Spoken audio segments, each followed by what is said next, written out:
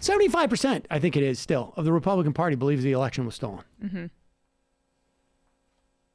Here is Donnie O'Sullivan in Florida talking to some Trump supporters.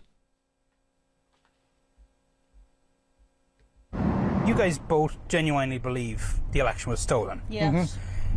I mean, that's, if you believe that that's true, that is... Isn't that horrible? Yeah. Yeah, I know that it is is. horrible. Is it So- horrible that we would even be in the situation to even think that? But it's false. No, it is not. Why would they have all those ballots hidden under tables? Why did that man drive that truck all the way across state lines But it wasn't like with ballots? the ballots under table thing with Giuliani and Georgia.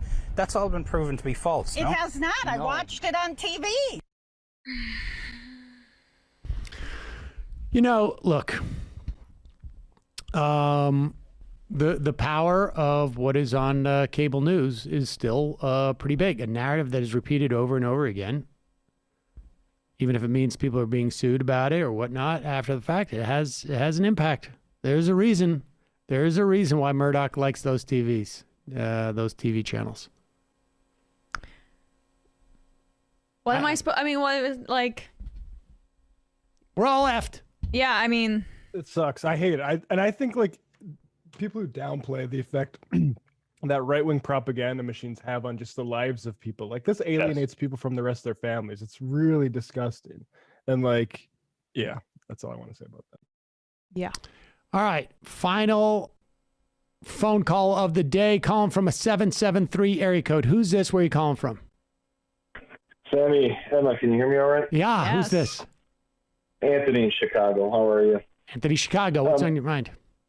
Yeah. Well, just talking about media coverage, I mean, it's not even like conservative media, just to Matt's point. I mean, like this weekend we got a great example of that with the dangerous Chinese rocket that was going to drop on your head at any second. But when Elon's rockets were falling and they were talking about the beautiful light show over Seattle that it provided to everybody, it's hilarious in a sad way. I wanted to call in to kind of just bore you guys about K through 12 finance, if I may. I usually call in about this, so apologies in advance. But talking about nutrition funding for schools, it's a main topic. And Sam, I know you're an expert in K-12 education, overwhelmingly funded by private property taxes. And when it comes to nutrition funding, this past year has been a major deficit driver on a lot of K-12 districts here in Chicago, particularly. Even though we were doing like pick up bag lunches and things like that for students, like we were really only distributing about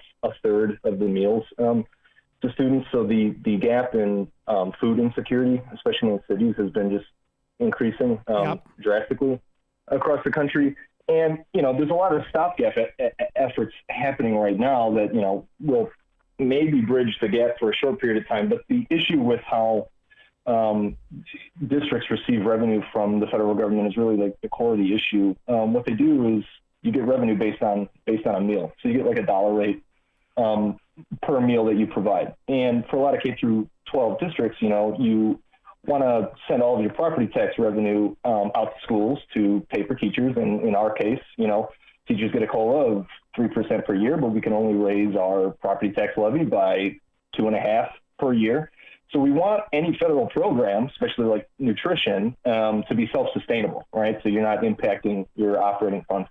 And because, you kind of just get a set rate per year, per meal, you have to cover your labor costs. It really forces us into a race to the bottom in order to have meal costs that are as low as possible. And that's why Aramark makes a killing every year, not just with prisons, but with K through 12 schools, because they could provide dirt cheap meals that allows us to have some sort of an operating margin in that program. There needs to be a serious conversation about changing up how the federal government pays for school meals, something like a per cost reimbursement or like an at cost reimbursement for schools. I mean, that'll allow school districts to really experiment with things like having community gardens and growing their own food and actually having money left over at the end of the year to expand infrastructure and change the way that we're doing this, because we're barely scraping by. And even though the stopgap measures are like helping us just catch up, you're left with no money at the end of the year because we have labor contracts, and labor is the biggest cost driver, and you just get the cheapest meal that you possibly can.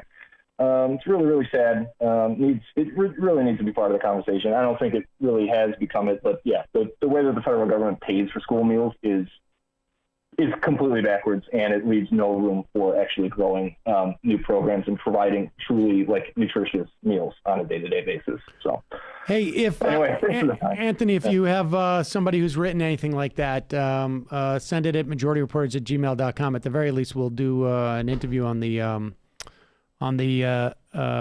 Peacock show, and it'll give us, it's basically one of the ways that Emma and I now sort of like learn stuff is we just, Yes. we don't Right. know about that. Let's just interview somebody who knows exactly what they're talking about. Yes. You guys should watch I'd those love to. interviews. All right. Appreciate it. Yeah, I'd love to. I'll try to dig something up. Thanks, I'll take Anthony. care. All Thank right. you.